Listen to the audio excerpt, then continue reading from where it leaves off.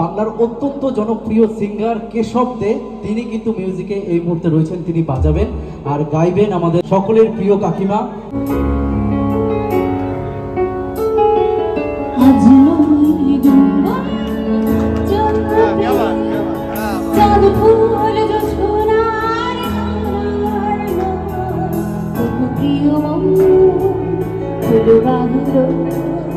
পৃথিবী